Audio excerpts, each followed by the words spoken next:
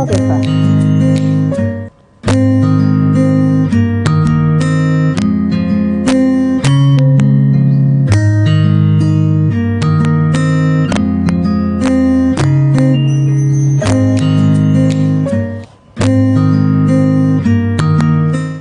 Good evening, and you are welcome back to the consulting room. As I've been saying, every Monday at 8 p.m. here on Hope TV, we come to you with all the health information you need that is going to be very beneficial to you and the family.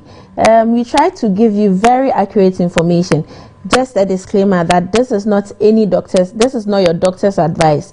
If you listen to us and you have things that are concerning to you and your family, I would suggest that you go to the doctor. You can reach out to us. We can direct you to the appropriate doctors or health facilities to go seeking for help. So don't hesitate. The numbers are scrolling on the screen, and you can always reach out to the numbers there, and then you'll be directed. But it doesn't mean that we are giving a disclaimer, so you shouldn't ask all the questions you need.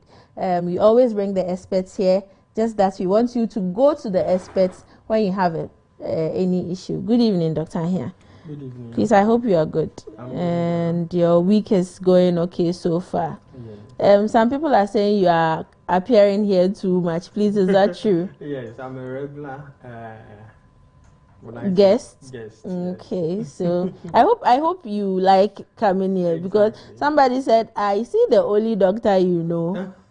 Anyway, so today we are going to talk about something very important, and it's an issue that is bothering a lot of homes. It's bothering a lot of people. It's bothering people even in the healthcare sector, and it's so widespread that it becomes a very it has repercussions on not just the individual, but then the family, the society, and the world at large.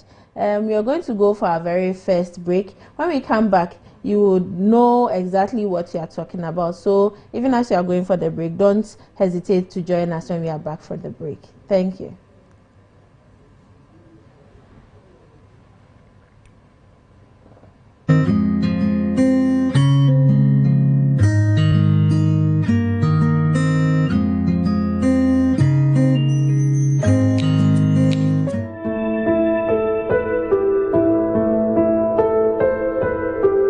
Welcome to today's Daily Health Tip, your daily life to a healthier living. Have you wondered why sometimes your lips become so dry and you have severe headaches? Today, we're talking about dehydration in hot weather. Ghana's hot climate means your body loses water quickly through sweat, breathing, and daily activity, and dehydration can happen faster than you think. Dehydration occurs when your body loses more fluids than it takes in, affecting how your body functions. Early signs to watch out include feeling tired or weak, dizziness or lightheadedness, dry lips and mouth, headaches, dark yellow or strong smelling urine. If not addressed, dehydration can lead to more serious problems like heat exhaustion, confusion, and even kidney issues. Certain groups are at high risk, including people who work outdoors under the sun, children and the elderly, individuals who exercise frequently, and anyone not drinking enough fluids during the day. The good news is dehydration is easy to prevent. Here's your daily hydration guide. Drink water throughout the day, not just when you feel thirsty. Carry a bottle with you, especially when outdoors or at work. Limit sugary drinks, sodas, and energy drinks. They can worsen dehydration. Eat water-rich foods like fruits and vegetables. If you sweat heavily, consider oral rehydration, salts to replace lost fluids, and electrolytes. A simple way to check your hydration is your urine color. Pale yellow means you are well hydrated, while dark yellow means you need more water. Your body is made up of about 70% water, and every system depends on it to function properly. Stay hydrated, stay energized, take care of your body. It starts with water.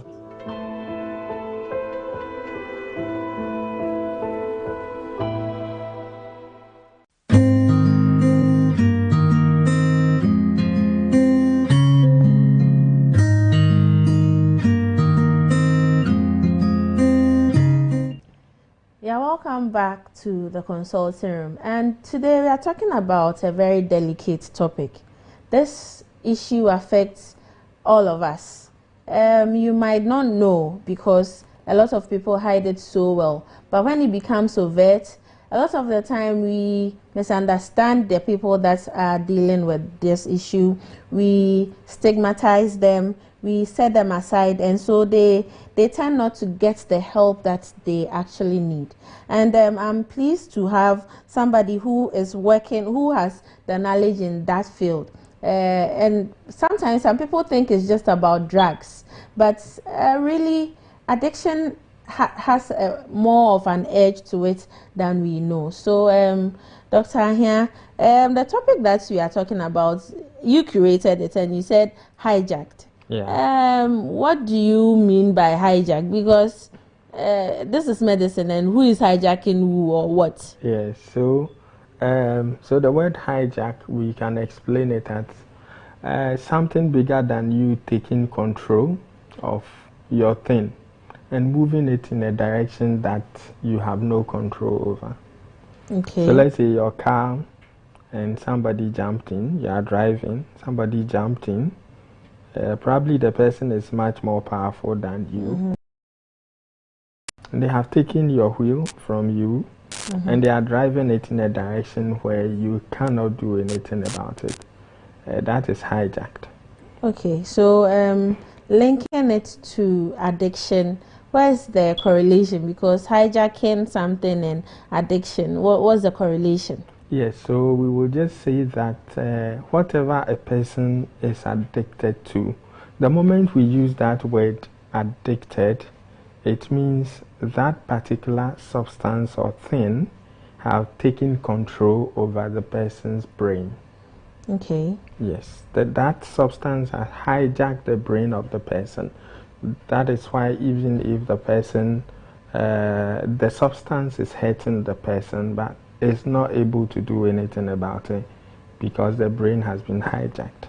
Okay, so a lot of us, when we talk about addiction, we think about alcohol, we think about drugs, especially cocaine, marijuana, which is commonly called weed. We think about all these dangerous things. Is that all there is to addiction? Yeah, so I would say it's much more broader than that. Okay, please expand on it. If I would want to categorize, I would say there will be substance addiction and there will be process addiction. Okay. So the substance addiction will be what you just mentioned, like the drugs we have. The common one in Ghana is alcohol. A lot of people are addicted to that, and now red. Yeah, it's very, yeah, there was even a campaign against it. Exactly. So that will be the substance addiction, and that is what we actually put our minds to most of the time. But we also have the process addiction, which is not a substance but a behavior. Some example would help. Yes, example would be gambling. Gambling. How you are losing most of the time they lose. So how are they addicted? Yes. So it's an activity that causes a chemical to be released into the brain. Okay. Whether you win or lose. Okay. Yes, that is why people are losing money, but they still can't stop. Yeah, and they are craving for something. So that's one. It could be mobile phones. People are addicted to their mobile phones. It could be TikTok. Okay, TikTok. Yes. How can you be addicted to TikTok? Yes. So are you not wasting bundle? Yeah. So as we go on, you realize that anything you are doing that you cannot stop, even if you want to, becomes an addiction, and people are really addicted to social media. So and basically, phones. addiction is something that you cannot control. Exactly. You are not able to control it, even if you want to. Yes. Okay, but does that make that person a bad person? Not really. A person can be addicted to even food. Why they don't get full or what? So we call some people gluten. They just can't stop eating or craving. Well, our stomachs have limited capacities or limited volumes it can carry. So how can you get addicted to something as basic as food? Yes. So the urge to eat, feeling hungry, it's not just about the stomach. It has a lot more chemical processes behind it. Hormones that are released and all that, hunger hormones and all that. If there's a problem in the brain that makes you feel like you need the food even if the stomach is full, you are addicted to it. So addiction has to do with the brain. Yes. It's just the brain. It is the brain. Everything about it is the brain. Okay, so addiction is something that you do and you have no control over, and it's stemming from something that is happening in the brain. Yeah. And we can even get addicted to our phones. Yeah. Say TikTok, because now, but the videos are interesting. Exactly. So you are scrolling and you are just not able to stop. Even if there's something productive you have to do, you are not able to stop. No matter how hard you try, you are not. Or you stop and you are doing something productive, but the next moment you are looking for the phone to go back to scroll the social media. And the feeds are really calculated. Yes, so care must be taken. It is not just substance. Okay, so we know that the brain is what controls the body. Yeah. So if everything with addiction has to do with the brain, then we shouldn't just label people that are having difficulty with some of these issues as weak. Not at all. We cannot say that. And that is where mostly the stigma comes from. These people actually need help rather than stigmatizing. But can they stop by just themselves? It's difficult.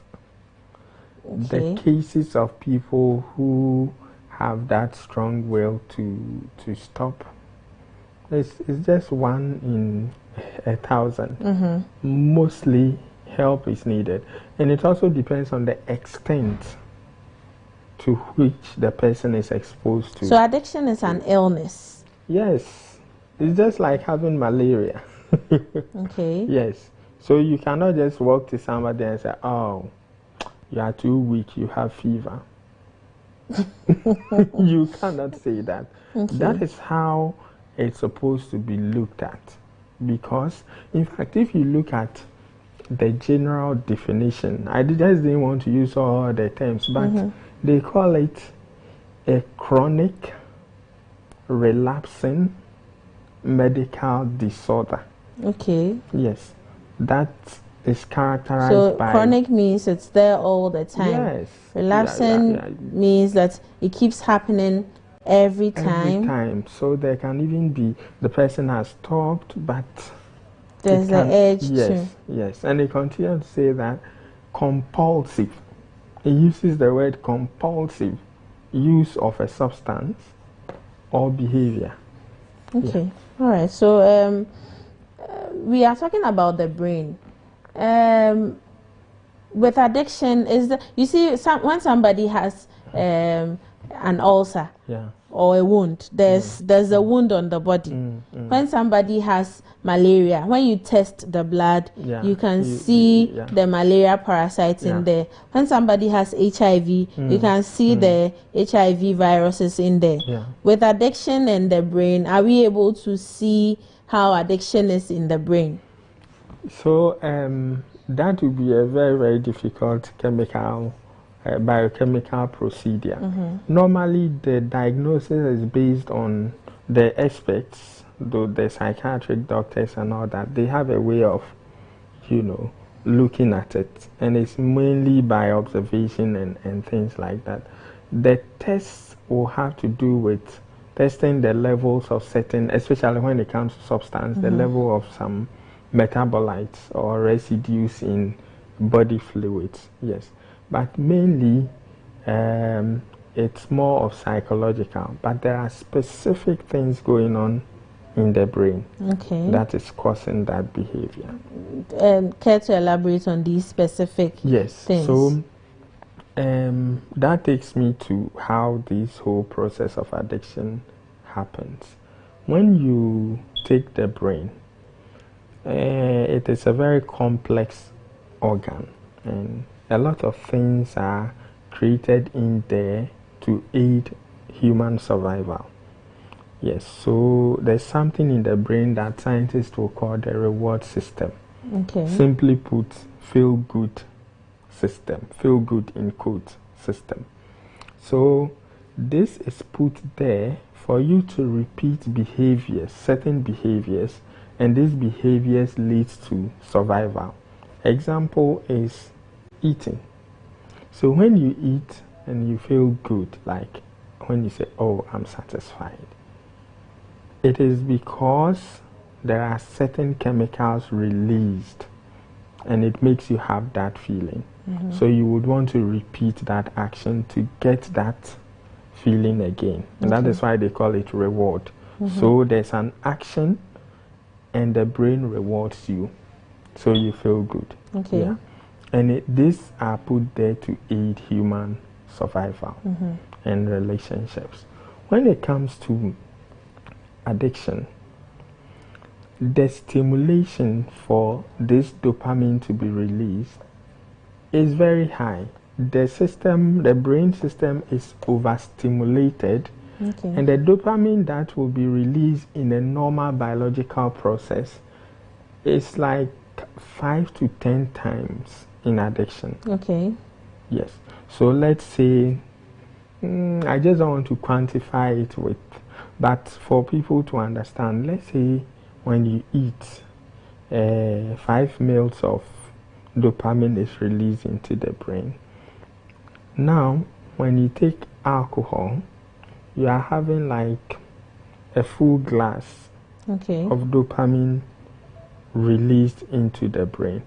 So the feel good, the natural feel good now is exponentially high because of the alcohol. So the brain will just pick it up and say that, oh, this is even much better. You see? And that is why... And the brain always wants to feel good. Exactly. Because it's a natural system that is placed there. Yeah. And so if it's not controlled, there's going to be a problem. Okay, so you mentioned dopamine. And in a lot of discussions concerning addiction, that word keeps coming up. What exactly is dopamine? So simply put, I would say it's a chemical messenger, right? So just as you receive WhatsApp notification, so you have, the phone is there and it bells, there's a notification. So this dopamine is just a notification to the brain that something good is happening to you. Yeah, it can even be released when your kids are happy.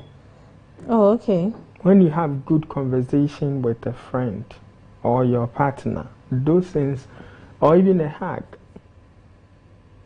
Somebody you've seen for a long time, or a loved person or a friend, when you have a hug, this dopamine is released.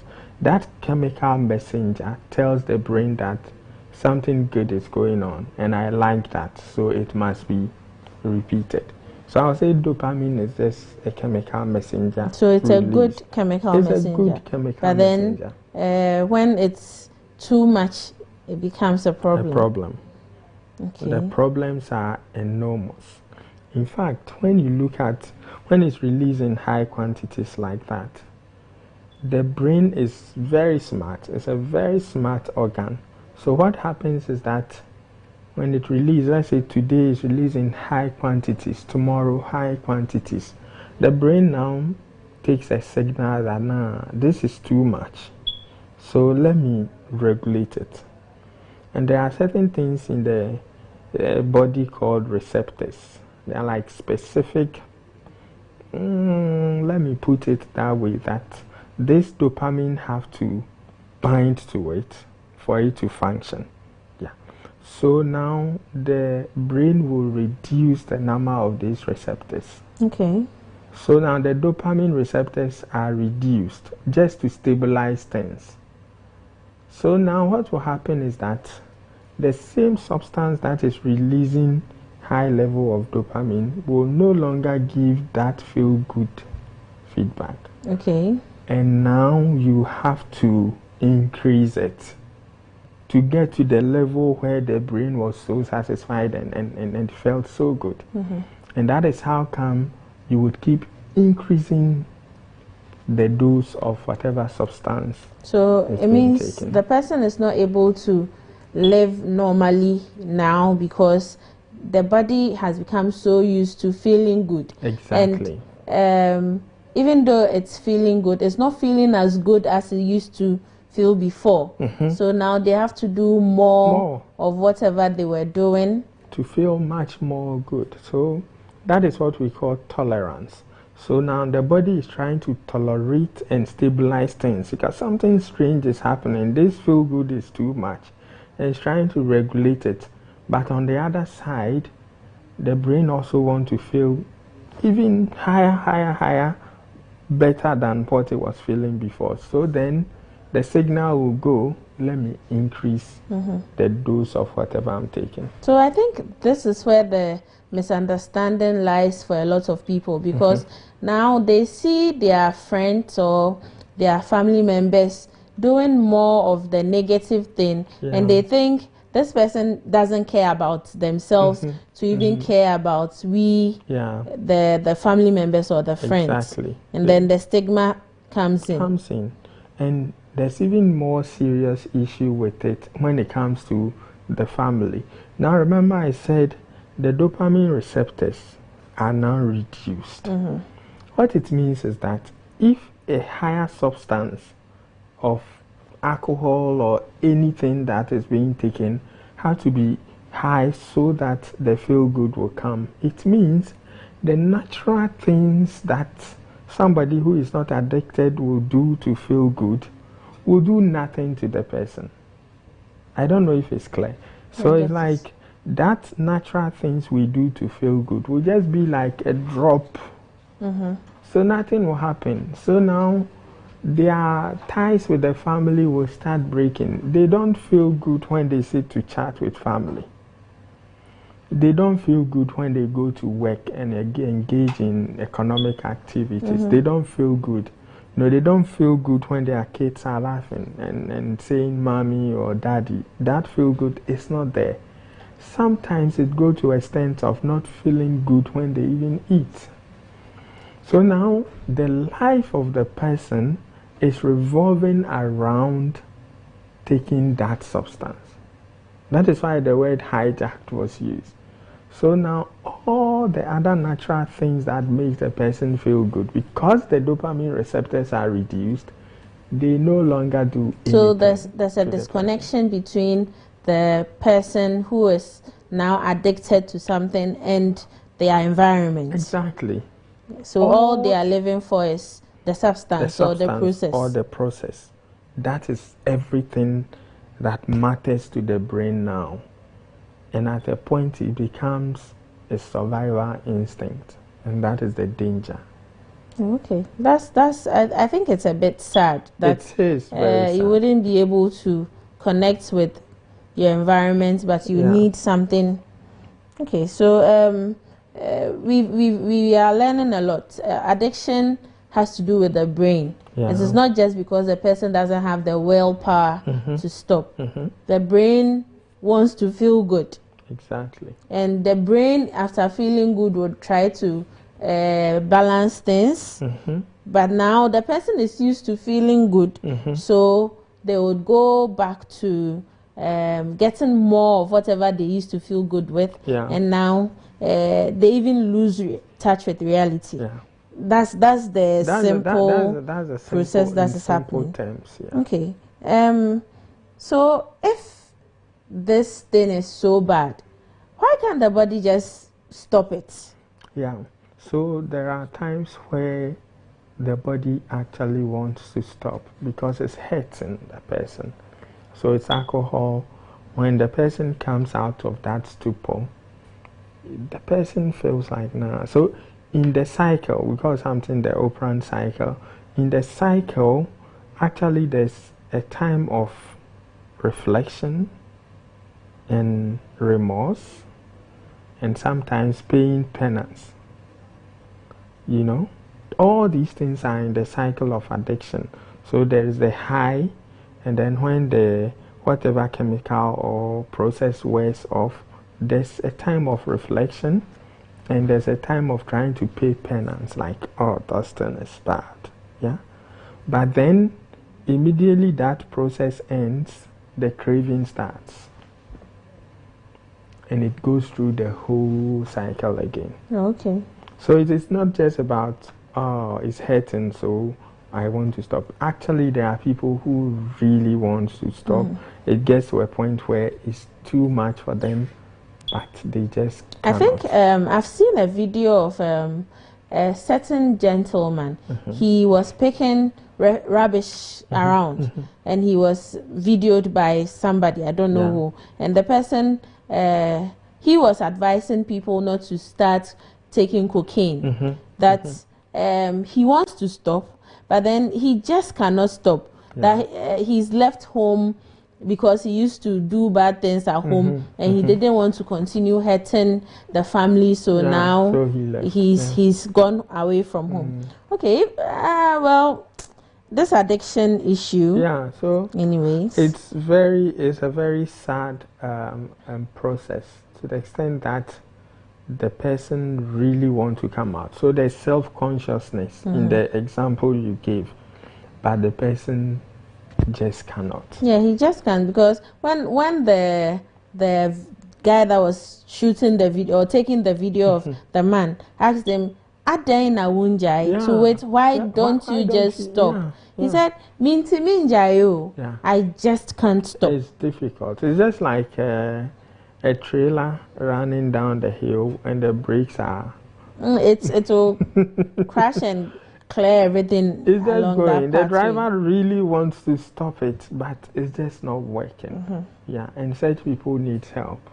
Okay. Yeah. Well, we'll get to the parts where they can get the help from. So today we are talking about addiction.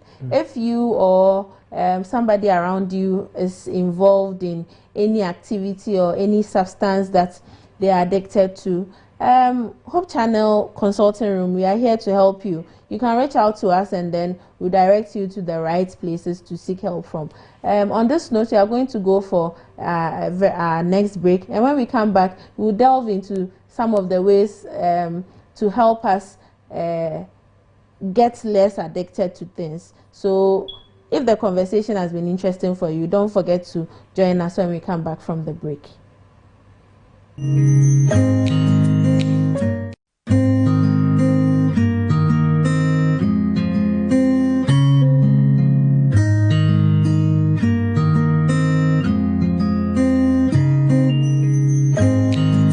Jesus started with prayer. And he ended with prayer. Prayer is not a monologue. It's actually a conversation with a creator God. And that's how we serve you. So we invite you to join us on Let's Pray, a service where you don't pray alone, here on Hope TV Ghana. Let's Pray, a place where you don't pray alone, showing Tuesdays at 6 p.m. only on Hope Channel Ghana, your preferred Christian TV station. And good evening. It's another beautiful Tuesday, and I am so delighted to come into your homes again. My name is Afia Sewa Mansa, and you are watching Love at Home. Appreciate the person. You want to be with the person. You want to talk to the person. Draw closer to the person. Everything about a person looks good to you. at this point in time, we are saying that you are falling in love with such individual, because there are many of them, but this particular individual is unique to you. So when we are feeling these intense emotions towards the person, then we are saying that love has started. Once you feel this strong affection, security, completeness around a person, once you're able to unearth that person you feel these things towards, then it means you are in love. And you surely feel butterflies in your tummy.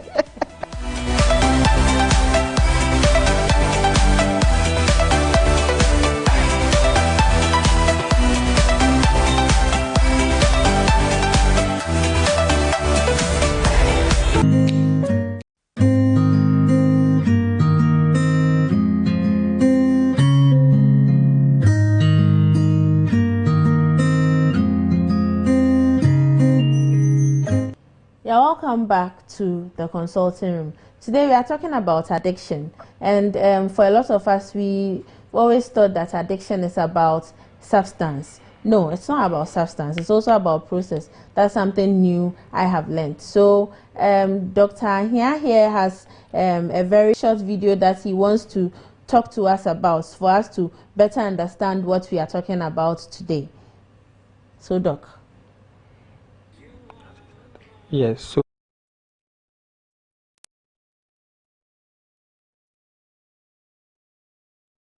you are the reason why my heart is still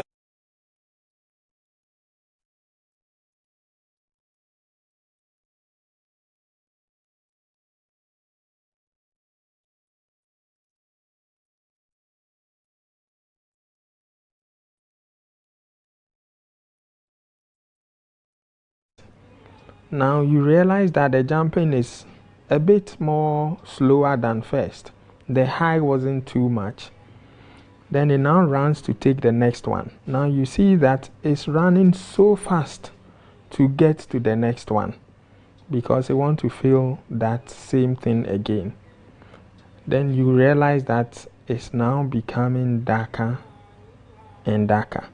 And the interval between the high and the drug wearing off is now smaller, to the extent that now the bed has become so dark and the walking is even staggered, but it still can't stop until it falls.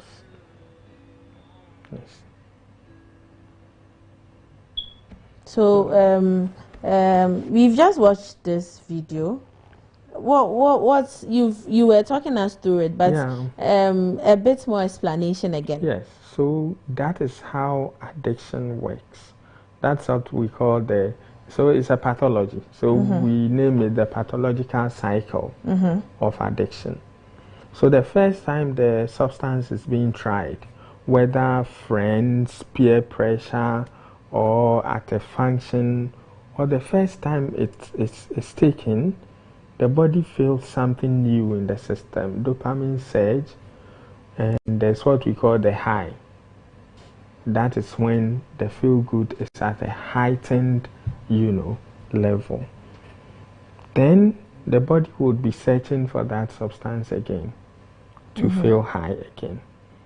Now, if the interval between taking the substance and the craving is like, let's say, a day, it starts reducing. So from a day, now let's say in the afternoon, then it will reduce again. You see, because the body needs it more and more. Yeah. So while the dosage is increasing,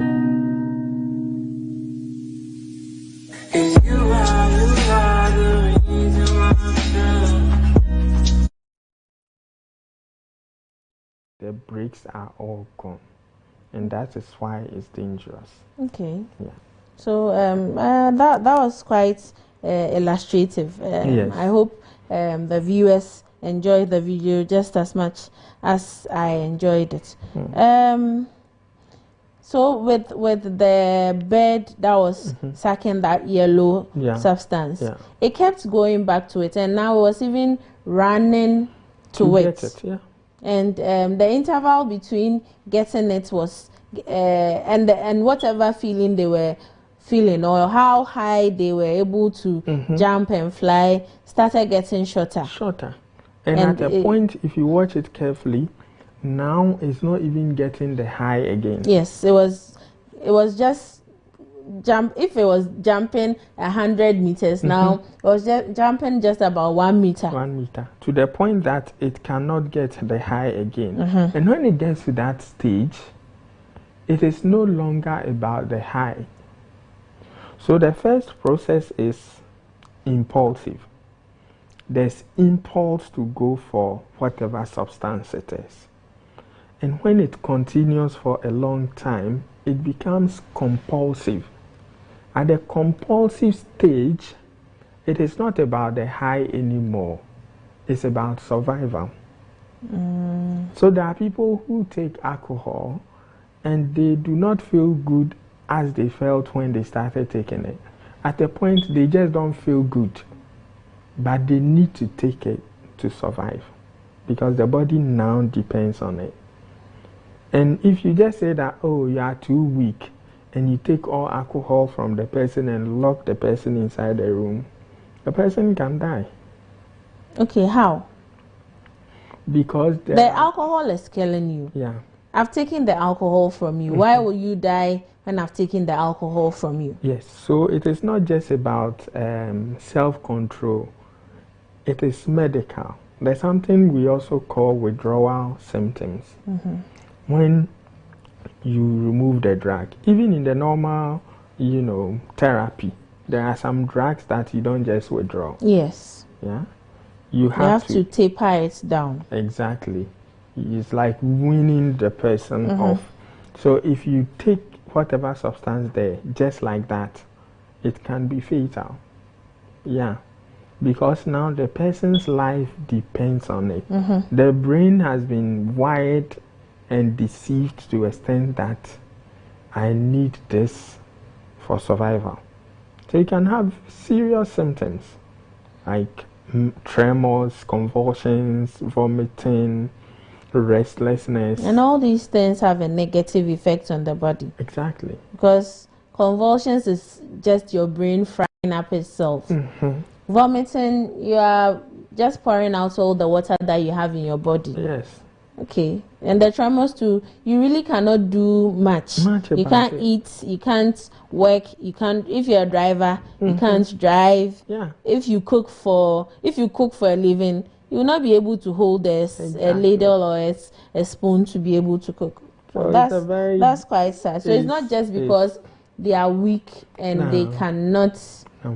So if you see a guy in the middle of the road, high on tramadol and just standing at one place, that person needs help. Yeah, he needs help. But there are some people that they are able to quit and then they go back to it. Yeah. Isn't that just wrong? Because your body felt how bad it suffered through the issues, and now they were able to, through whatever help from family, from they themselves putting in the effort, from church, they go back to it. Isn't that just bad? Isn't that they just being weak people? Exactly. So if you look at the definition, relapsing is even in the definition.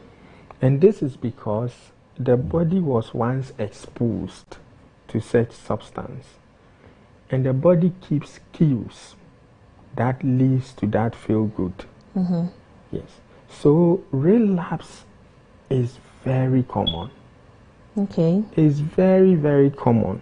In fact, a smell can lead to a relapse.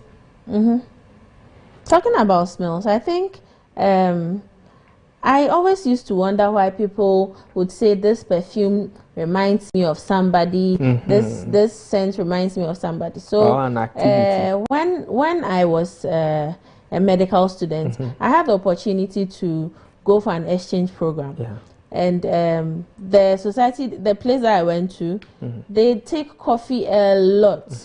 So when you are entering the hospital, you pass through the coffee lounge before you go to the ward or the cafeteria, if I should put it. And well, I was just going there. I stayed there for just 6 weeks, and I came back. Then I came back to Ghana. One time I went somewhere, I don't know, somebody was brewing coffee. It just took me back to... Exactly, it will give you the scene. It gave me, it felt so nostalgic. Like, I felt I was back there physically. And I used to think that, why would you send somebody and you... This is just me adding to the point that a smell can take you back to the relapse. Yeah, because the brain is a very powerful organ. If you know the number of nerve cells in there and they keep information, it's the best computer ever. Because the brain is used for all these AI things. You can imagine the information kept there. Actually, there's a story of somebody who wanted to you know, a revenge or something. I don't know if it was a movie or a story told about a woman who helped a drunkard to come out of that drunkenness, the stupor, and back to his business. Either a lawyer or something, and then now he's doing well. But now there was some betrayal somewhere, so the woman felt betrayed. And he just placed a little amount of alcohol in the tea for the person. Oh. And that was it. It broke all down his defenses. So he went back to stupor. Oh. Yes. So relapse is common and it's part of the addiction process. Yeah. It could be a place. It could be, if it's alcohol, it could be. So if somebody has gone through the process of coming out of an addiction, care must be taken on the cues, even conversations. Some people relapse more than once. Yeah. They relapse multiple times. Yeah. If you listen to these celebrity news from the European countries and the Americas, there are some of these celebrities that keep going for rehab. They keep going almost every other year. They are in rehab. And that's relapse. So addiction is a very serious thing, but it's not an impossible. You know, if you are trying to count, it's not an impossibility. Yeah, it can. So with getting addicted and relapsing, some people say that they use these substances to cope with the stress of life. Is it true, or they are just giving us an excuse? Yes, so stress is one of the main things that will lead a person to like to be involved with some substances. Because when the brain is stressed, it's like a danger signal. And so the brain tries to find something that will release that pressure. And that is why somebody will tell you that, oh, let me take alcohol for my problems. So that, oh, somebody is there, then they say, oh, then today we will drink. Yes, because the brain is stressed. So stress is one of the major things. And it must be managed well, not with substances that will deceive the brain that, oh, dopamine is released, so everything is all right. No, the underlying issue that is causing the stress is still there. The dopamine release is just artificial. So proper help must be sought for stress, not substances. Okay, so with the person that has been exposed or is now addicted, why can you tell us some practical ways why they are addicted? Because there are some people that would want to know why they keep going back to this thing. Yeah, so the warning signs, especially when they are getting addicted. So the first warning signal I would give is do not start. That's the first thing. You don't need to start anything that will confuse the brain chemistry because it's very difficult to control it. If you are in a stage where you think that, oh, I'm able to stop anytime, then the time is now. Yeah. So if it's alcohol, if it's tramadol, if it's red, if it's your phone, anything, and your brain is now telling you that, oh, anytime I want to stop, I will stop. It's a signal. The time is now that you stop it, that you can. Before you get to the stage where you don't take it for pleasure, but it's compulsion. You must take it before you can survive. When you get to that stage, it's now very difficult. Yes. Okay. So we see some people, and we just say that, oh wait, sana no be. This is what they will do. Or no the sana no be bro. And we see some people like a lawyer, a doctor, a civil servant, earning so much, and they get addicted. And oh wait, dear, young friends, is everybody at risk, or is just a few people that are? Everybody is at risk. Everybody is at risk of being addicted to something. Yes. And so care must be taken. Just that the risk factors varies. For instance, a child growing up in a home where the father is a drunkard is more prone to becoming a drunkard because of exposure to a behavior. Yes. And there's also a little genetic information there in a family line where there is addiction to a substance. Not because the genes change or anything, but the genes, the body, there's the family tree, there's an adaptation. So that the little thing you do, you are hooked. So you can be in the same, maybe you are taking the same substance with somebody, but the person is not addicted at that period. But you take it and you are addicted because of your genetic makeup.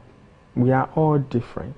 So somebody will be addicted. And I had a friend back on campus who will tell me that because of my father and my uncles, I am never going to taste alcohol, because he knows that all of them are now heavy drinkers, and he has been able to detect that, and he made up his mind that I will not go near it because I may get addicted. And it's very true. It's scientific. Yes. So all are at risk, but some people who have been exposed from childhood and things like that have a higher risk than others. Okay, so I am addicted. I've watched and I've listened to you. Yes. And I want to stop. Where do I start from? Yes, so the first thing is the awareness. This awareness you just mentioned, like simply, oh, I have watched and I want to stop.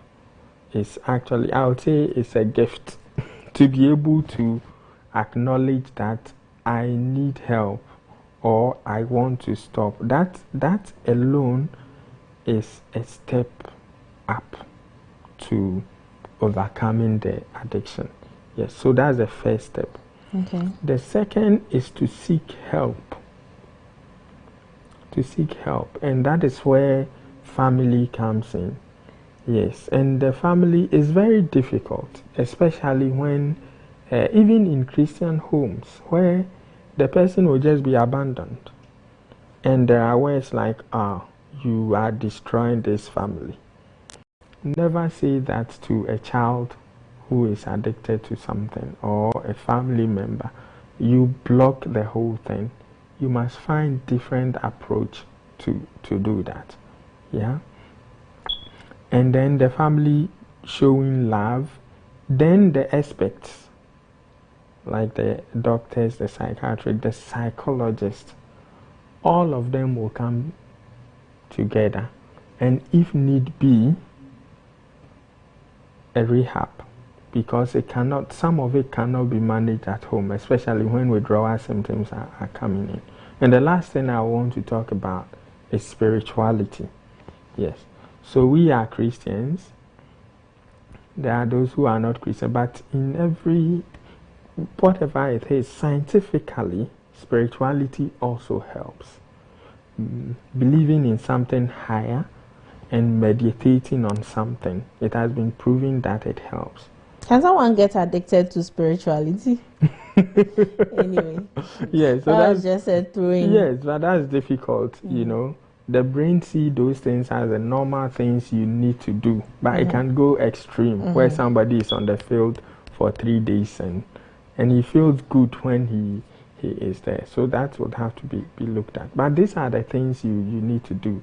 And spirituality is key, because I know people who have been able to overcome certain things because of spirituality, faith in something higher than you, and in our case, Christ. Yes, Christ is the way. Yes. So I have a sister, a brother, a friend that is addicted. How do they are on the process of recovery. How do I practically help them? So, more love. You need to be empathic towards them. And you yourself, if you are a close family member or friend, you also need help, because it's very difficult to take care of a person who is addicted. You yourself must also see a psychologist, because trust me, you may give up. Yeah, and your psychological health is also very important. So you yourself must seek psychological help, and you must continue to show our society doesn't really encourage therapy. In the developed countries, the least thing they are going for therapy. And they are able to come cope back with certain things. Yes, you need help if you are taking care of a brother, a friend, a sister who is addicted, because you can get care fatigue. Yes. So we've had a very wonderful conversation today, as usual. And if there's anything you want to tell anybody, whether addicted, whether trying to help somebody that is addicted, there's anything you want them to take home today, what do you have to tell them? Yes, so the first thing I would say is, if you have not started anything that would confuse your brain chemistry, do not start it. Be it alcohol, tramadol that they call red, or any other thing, do not start it. Do not start any process that will disturb your brain chemistry, because it's difficult to stop. If you are hooked up on things like that already, there is still hope, because there are testimonies of people who have been able to overcome that. And the help is there, rehab is there, and spirituality, in our case, Christ, and prayer, meditation can also help you to overcome. Okay, thank you very much, Dr. Ahia. As usual, we get to the bottom of every topic that we talk about.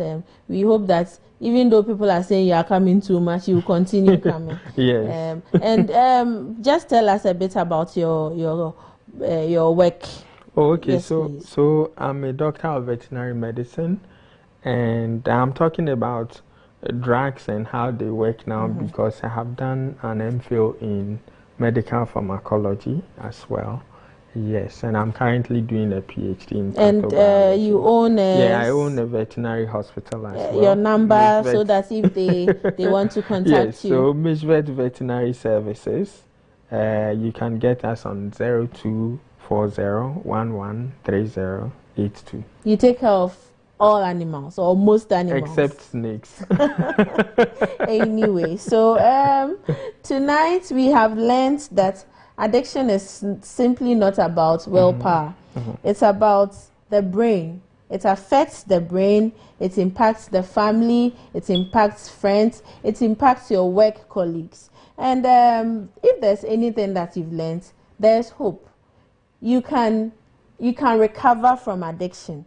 You can recover from anything at all that you're addicted to, be it a substance, be it a process, be it anything at all. There's hope for you. You just need to reach out to the professionals and they'll be willing to help you. So if there's anything you are going to take away today, is that reach out to the professionals. You can reach out to us here on Hope Channel and we'll be willing, Hope Channel Consulting Room, and we'll be willing to direct you to the right place. And next week, as usual, join us at 8 p.m. on Monday, and then we'll talk about something very interesting.